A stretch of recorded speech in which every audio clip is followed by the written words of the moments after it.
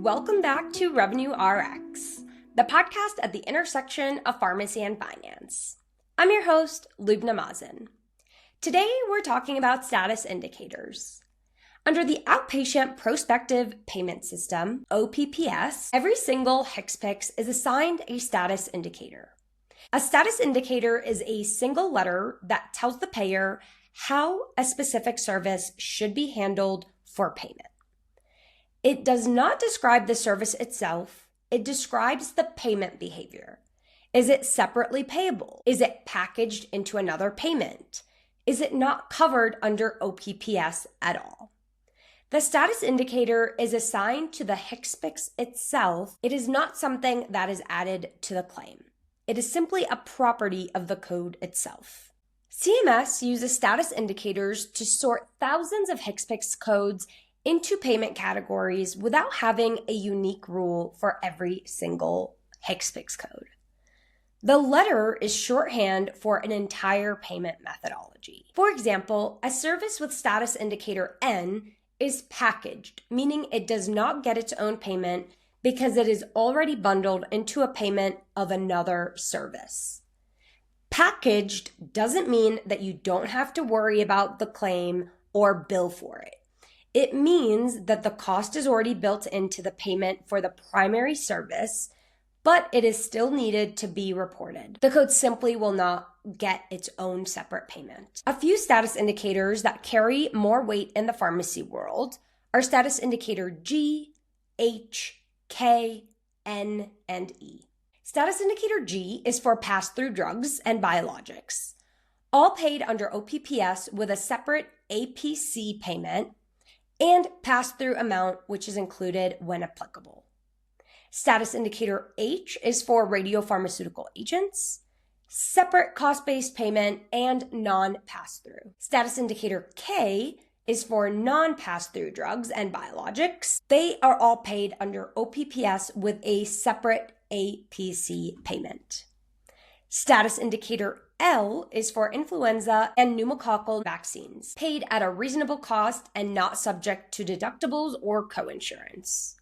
Status indicator N, which we already went over, means that the item is packaged. There is no separate reimbursement because Medicare considers the cost already to be included in the payment for the primary procedure or visit, meaning no separate reimbursement. Status indicator E means the service is not paid by Medicare under OPPS.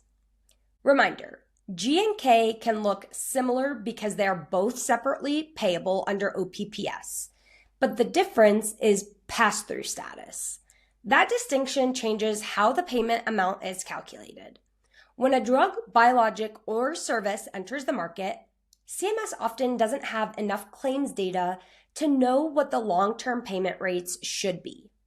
Rather than immediately bundling it into an existing payment, CMS may grant it pass-through status.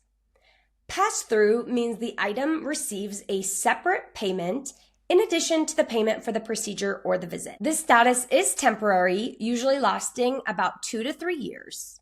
During that time, CMS collects utilization and cost data from hospitals across the country to better understand what the item actually costs to be provided. Once enough data has been collected, the pass-through status ends. That doesn't mean the drug is no longer covered. It simply means that the temporary payment policy has expired. At that point, the drug becomes non-pass-through. Non-pass-through does not always mean packaged. Many non-pass-through drugs continue to receive separate payment under OPPS because of their assigned status indicator and CMS payment policy. The only thing that non-pass-through tells you is that that drug is no longer receiving temporary transitional payment. So when you're reviewing the quarterly HCPCS update and you see that a drug lost pass-through status, don't worry. Don't automatically assume reimbursement has disappeared or has been bundled. The next question should be, what status indicator did CMS assign? A few fun memory helpers include status indicator G for grace period. These are pass-through drugs receiving temporary separate payment while CMS is gathering enough cost and utilization data. K is for keep paying. The pass-through period has ended, but Medicare continues to pay for these drugs separately under OPPS. N is for nested, or no additional payment. The drug cost is nested or packaged into the payment for the primary procedure. No separate reimbursement is made. E for excluded. Medicare does not provide payments for these services under OPPS. A few mistakes I've seen in the past is when people treat status indicator N as a billing error or a denial. Seeing a 0 for a payment for a product that is status indicator N is not a denial.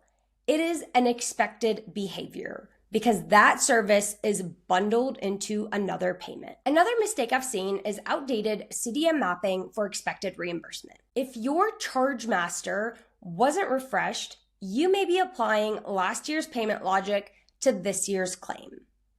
Mistake number 3 is not billing for status indicator N or E products. Under OPPS, you must bill for every service you provide regardless of the reimbursement. Thank you for listening to another episode of Revenue RX.